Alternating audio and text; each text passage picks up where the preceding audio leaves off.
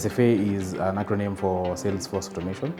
It is a sales force automation platform developed locally from insights of over 10 years of building SaaS products for several FMCGs across the East African region.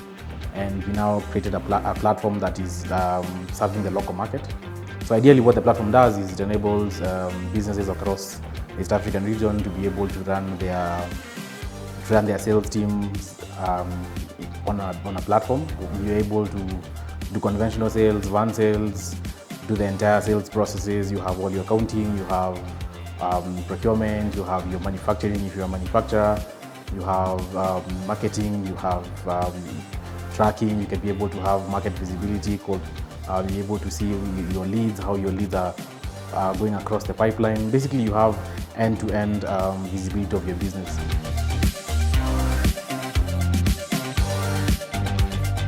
One of the first things that we started with the program, I think on week 1, because it was a 5-week program, the first week was that changing how everybody perceives everything in the business. So not only for your sales reps, not only for your sales teams, but generally your attitude, changing it from a blaming attitude just to a positive mindset where you're able to look at problems critically and look at ways of solving them instead of blaming or pointing blame to sales teams and just finding things that work. So across the 5 weeks that we've been on the program, we've been able to demystify some of the things that were deeply entrenched in myself as a business owner and also as somebody who hasn't previously been running a sales team, and enabling us to build a proper sales team. So it's had quite an impact in terms of the mindset.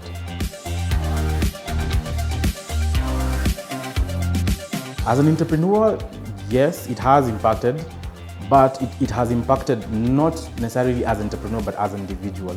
But then again, there's a close correlation between the entrepreneur and the individual.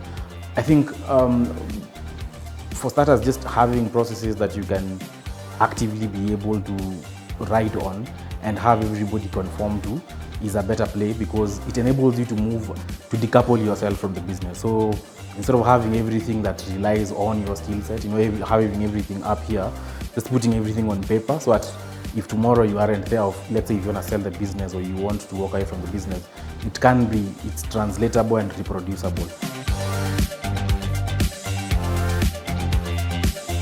I think the key takeaway would be, one, de-risk your business. Don't have a business that is too close to you.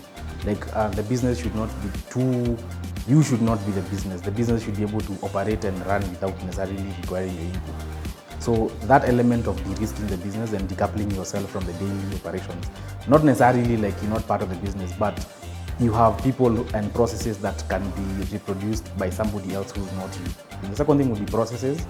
I think processes are something that we have, as a business, we have really been on, because we have a lot of processes that we've borrowed for the last 6-7 years in operations.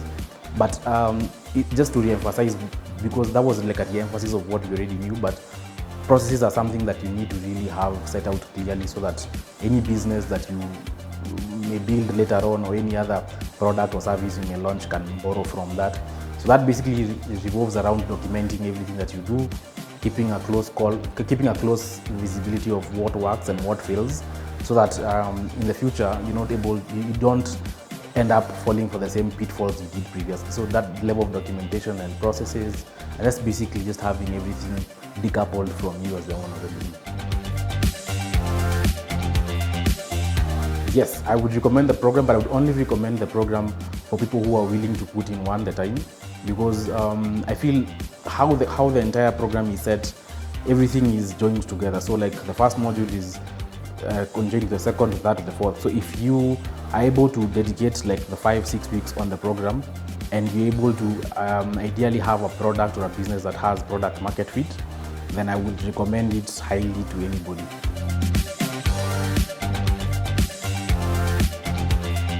Take the risk of looking for people who know more than you know in subjects or matters that you feel you do not know. The second one is learning never ends.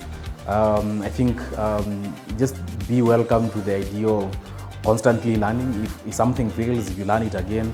If something fails, you go look for somebody who knows. So that has to be an approach and a mentality that as an entrepreneur or as a business owner, you have to have intrinsic in you and in the business that you run.